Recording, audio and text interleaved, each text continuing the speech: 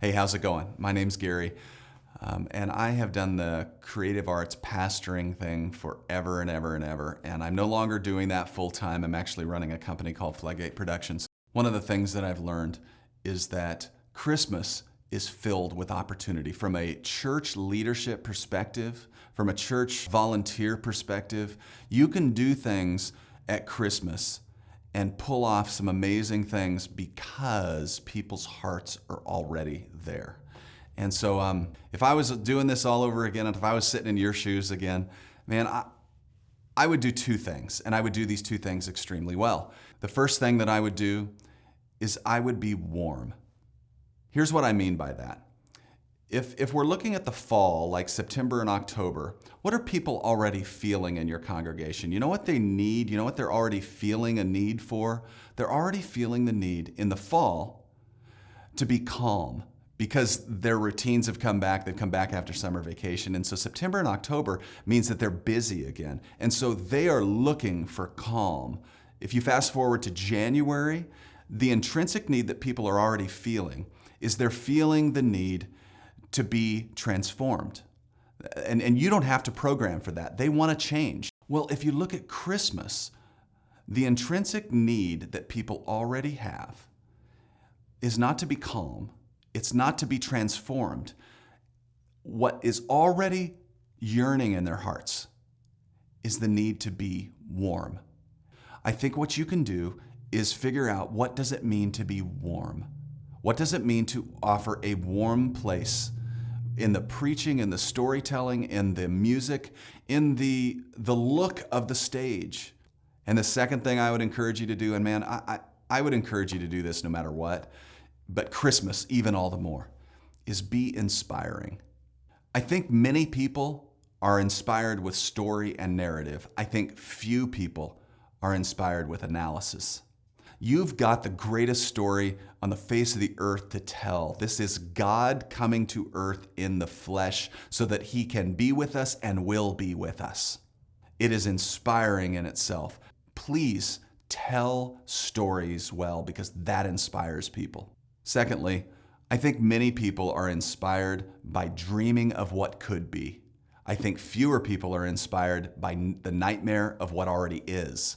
So, in your planning for your Christmas, make sure and give them some hope.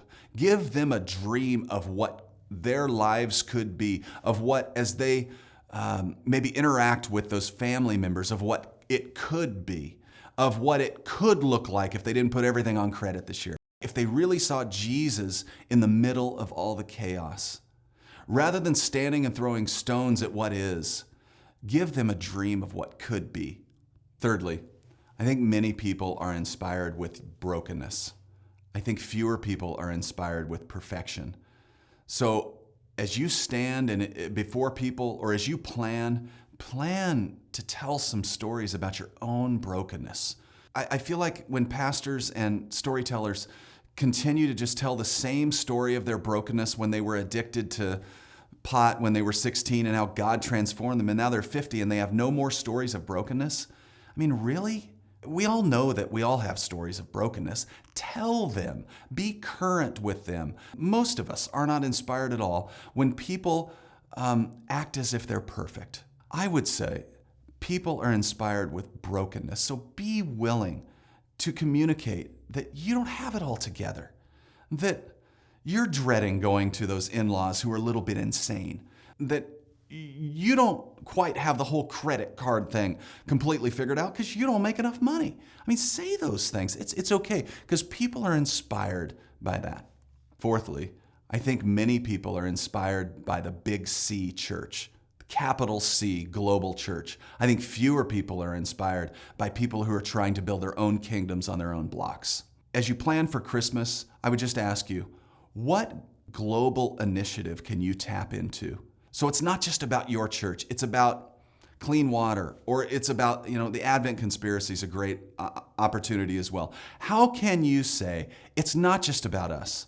This is about the global church, and if you do X, Y, and Z, then the global church is benefiting, especially maybe in the third world. People are inspired with that stuff.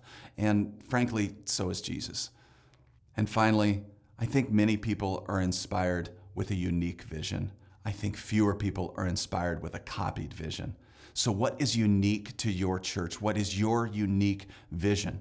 I would say if you're gonna copy churches this year, copy their principles, don't copy their elements, and really try to come up with your own stuff, spun in your own way. So if you're gonna show a video that you've purchased on Worship House or Sermon Spice or somewhere like that, make sure and tee it up uniquely for your church, and make sure and come out of it uniquely for your church.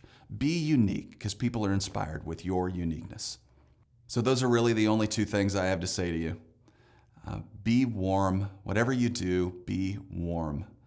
And then the second thing is be inspiring, and I've given you a ton of thoughts that I have on just what inspiration really looks like.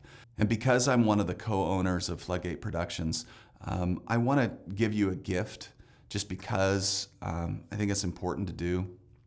We're going to give you our brand new video called "Oh Come, Let Us Adore." And this video features an amazing vocalist named Marcy Priest out of Life Church TV in Oklahoma City, singing the vocal underscore. It includes a ton of different actors, and I'm not going to tell you anything more than that, except to say, of all the Christmas stuff we've prepared and offered to churches globally every year, this is probably the one I'm most proud of. And we just want to give it to you. So if you're a worship pastor, it works great as a worship setup. If you're a teaching pastor, it works great as a sermon starter. Whatever it is, I think you're going to love it. So right now we're putting on the screen the website for you to go to and visit, and it'll tell you exactly what to do. Thanks so much for letting me share these moments with you, and I hope you have the most amazing Christmas ever. And just as from my heart to yours, as someone who's been there and done that, I pray that you, as a church leader, experience Jesus this year before the 26th of December. God bless you, and just blow it up this year.